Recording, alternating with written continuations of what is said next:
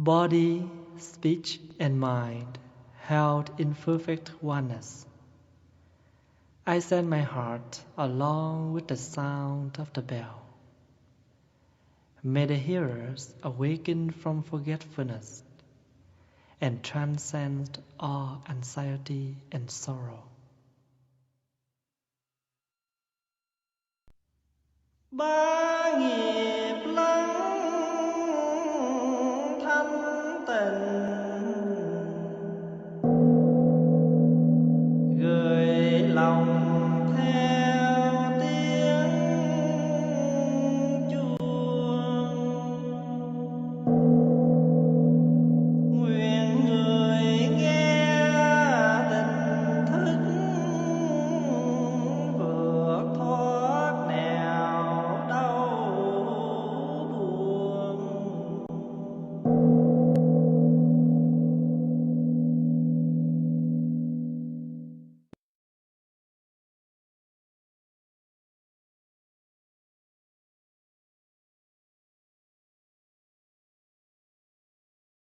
Good morning, my dear brothers, sisters, friends.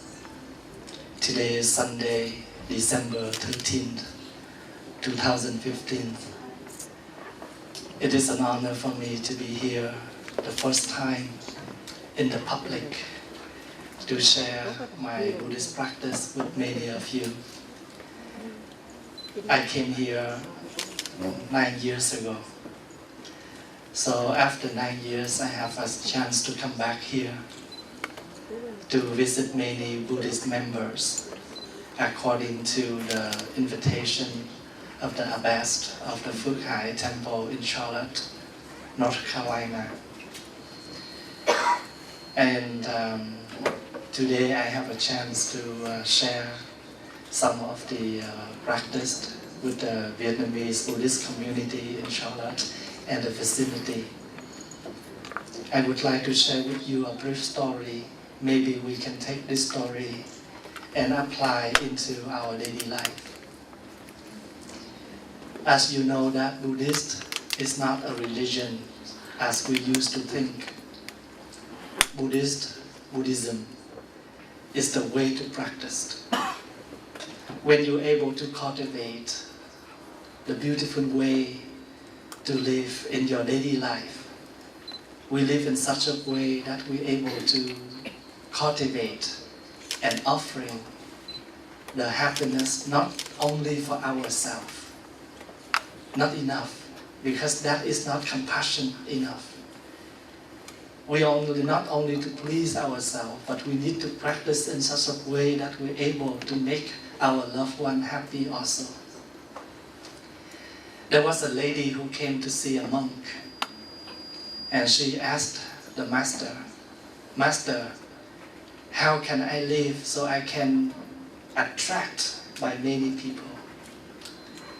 So she wants people to attract her. She wants people to focus on her. Because she has no friends. She has no one to talk. She has no one to listen to her. She feels very lonely. So she came to the master and asked how can she live and what can she do so she can have more friends. And the master told her, you should try to live in such a way that you're able to talk.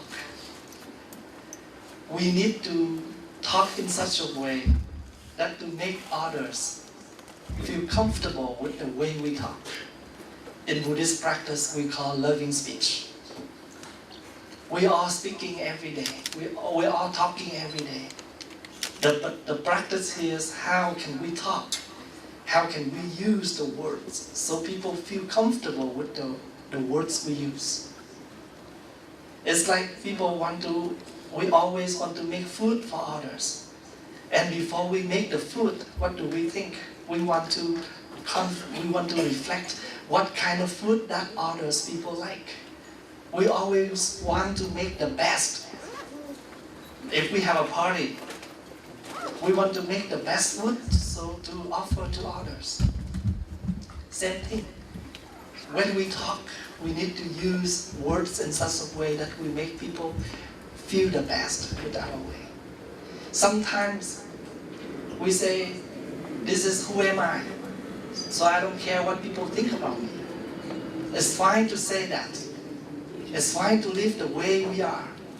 But if we accept the way of loneliness, then that's different. But if we want more friends, then we have to change.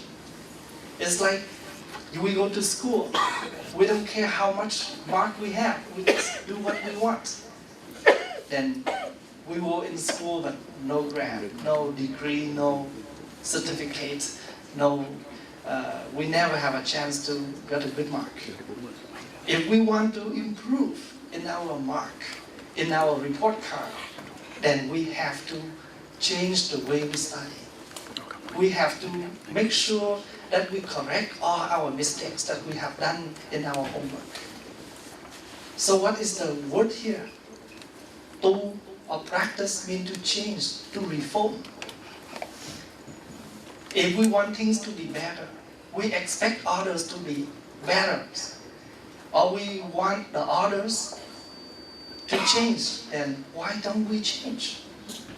Life is only, we still express what we want, but now all we need to do is change the way to share. Change the way we express. That's different. It's like when you have a bowl of pho, it's too salty. What do? Squeeze in a piece of limes. Then you will make your soup feel better. Only one piece of lime, but it makes the taste better. If it's not too salty enough, just a little bit of salt or soy sauce, you make your pho better. So life is like that. Just sometimes we reduce a little bit or we increase a little bit, things change. And this is Buddhism. Buddhism is not only prayers, bowing to Buddha, asking Buddha for blessing, but Buddhism is very, very reality in our daily life is we do something that we're able to make ourselves happy. And sometimes we see the happiness of the others is our own happiness. So we talk, we use the truth, it's not enough. But we need to express how people can feel the truth is really truth. Sometimes you will heard your parents or Vietnamese people used to say, tụng kinh, prayer. But what is the word kinh in Buddhism explanation? If we want to express the word kinh in a complete word, we have to say khe kinh. Kinh in Buddhism means it fits with the truth. It's also fit with the level of listeners, of the learners. Sometimes you say something, it's very true, but people cannot take the words. People cannot take the way you expressed. They still don't understand what you're talking about. So if you want to talk about something, make sure you know who you are talking to. It's like your parents. Sometimes they speak to you in Vietnamese. They try to use a simple word so you can understand what are they talking about. And I'm sure if you nghe cải lương, Vietnamese opera, you will never understand what they're talking about. But we do. When we listen to cải lương, Vietnamese opera, we know what are they talking about. But you can listen, but you don't know what are they, how they express it. So you maybe listen to other simple musics, as long as you understand what they are talking. So Kinh is not only contain the words of the Buddha. When you want to talk to someone, you guide someone, you also need to reflect. Who are they? What can I use in order to give them the truly learning? So the masters told her to avoid your loneliness. Loving speech. Sometimes the sound you expressed, you may make people uncomfortable. You may call mom. You have a phone call. The way you call your mom, sometimes you feel that you're angry. But the way you call her, that she feel that. You just pick up the phone and you call her for the phone.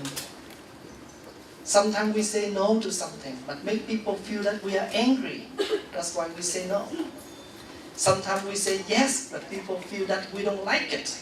We just yes because, we have to yes, but we have no choice. So the sound of the way we're speaking is also important. That's why in Buddhism we have the gong, the bell when we chant. Because sound makes people comfortable. So this is the instruments to remind us. These instruments make everybody in harmony for chanting. Up and down, beautiful voice. Same thing. It's also remind us we need to use the sound, the voices in our daily life. Also, we have to act in such a way that people feel comfortable, happy with the way we act. For example, in Vietnamese tradition, when we talk to someone, we look at that person, but we are unable to point to that person because that is not polite enough. So when we talk to someone, we cannot point to their face. It's like we are bossy then. But we also cannot talk to them, but we turn away. But we need to talk. Not only the sound, the words, but eyes also contact. It's very reality. When you go to the restaurant, you call for a dish. Even they cook good. But what happened? They need to arrange the dish look delicious. You do not taste it yet.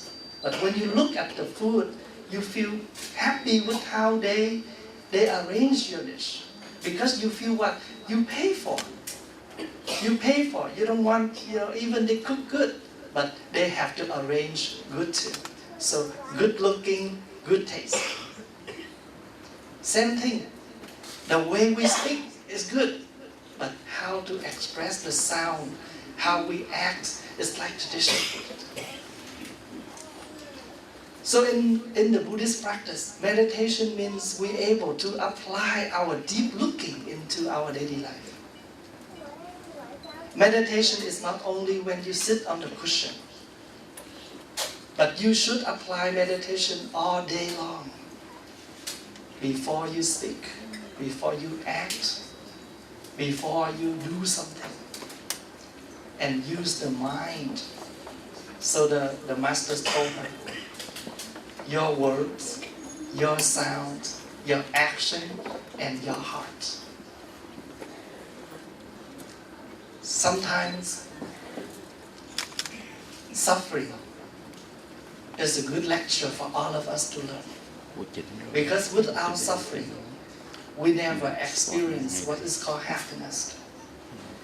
You never fall down, you never learn what is hurting and how to stand up. And once you can stand up after you fell, you will appreciate. So in order to avoid your loneliness, this is something we need to cultivate and transform. We all know that. We are living. We eat, we drink, we breathe, everything as usual. But if we just keep the negative behavior, the negative speech, the negative action, then the negative life. But if everything possible, everything positive, then we also have a positive result. When we take refuge, the three refuges, Buddha, Dharma, Sangha.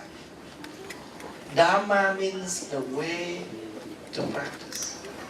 the way to change ourselves. In this life, there are so many ways. But if we took the wrong way, we will arrive at the wrong destination. If we took the right way, we will arrive to the right destination. When you start right, you will end right. When you start wrong, you will end wrong. So, no one can give us anything. Our life is in our hand. We want to change it, we change it. We don't want to change, nothing can make a change. So the practice here is your good intent. We all need to cultivate the good intent. What is the good intent here? To change ourselves. If we want to change life, just change the way we talk. Change the way we act. Change the way we think. Things will be changed. Do you get an idea what I try to share? We need to use action, speaking and thinking every day. But instead of all the thinking, the action, the talking is negative, try to make it positive.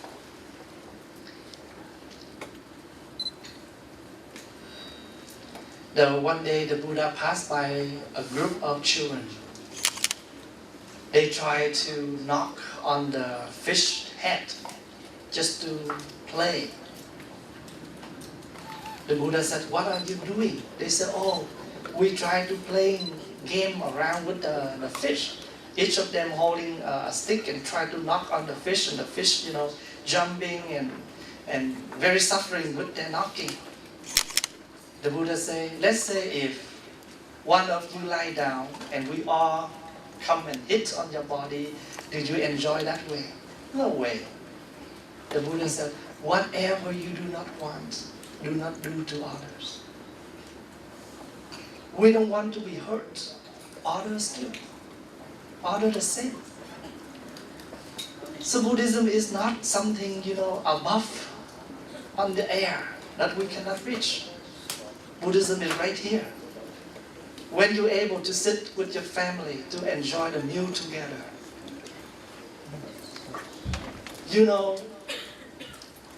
I have a close memory. Before I go to Australia, I went to the hospital and visited him.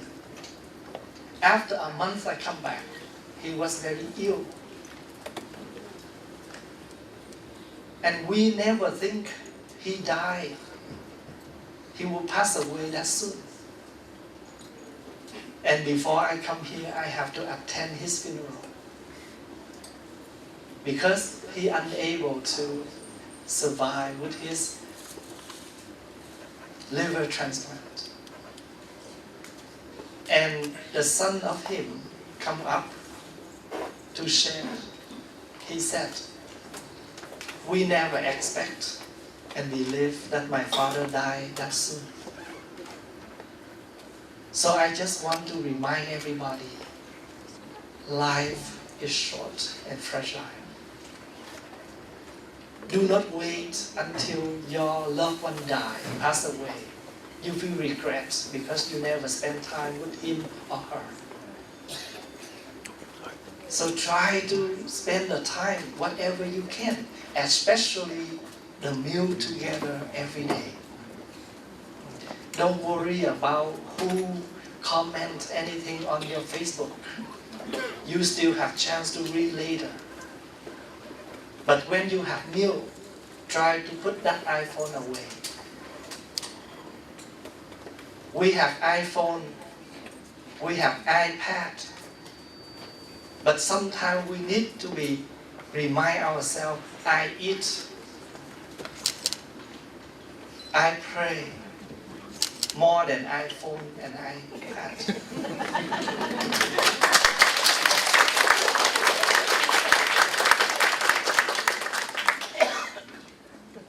20 years ago, we have no iPhone, we're still okay. But how come now we suffer because of the iPhone? So that means the iPhone, we are the servants of the iPhone. We are the servants of the iPad. I don't mean it's wrong to use, but we need to be careful in how to use. This is the practice in Buddhism. Buddhism never encourages us to avoid anything, but we need to learn how to moderate technology and daily living. If we're able to moderate that, we are the one who are the boss of technology. Because they come here to serve us. But now we become the servants of them. And this is something opposite. And if we do not reflect on that, and the more we live, the more we sunk, instead of the more we move up. The more we heavy, instead of the more we feel light. So why we light the incense? Because the smoke of the incense, very light, symbolize for our mind. Remind ourselves. We need to live and learn and live in such a way that we feel light like the smoke. Free, not to sink down like the ash. If we're too heavy, we fall down like the ash. If we are light, we are evaporate. We fly up like the smoke. The flowers on the altar symbolize for impermanent. Nothing can stay forever. It's fresh and beautiful today. It will be die in the next few more days. So soon as when it's still fresh, enjoy it. We cannot come back younger. We only can. The only way to go is older. Then the older we live, the more experience we learn, the better we are. This is Buddhism. Again, Buddhism is the education to educate us to live in such a way that we are more happy every day. Thank you for your listening.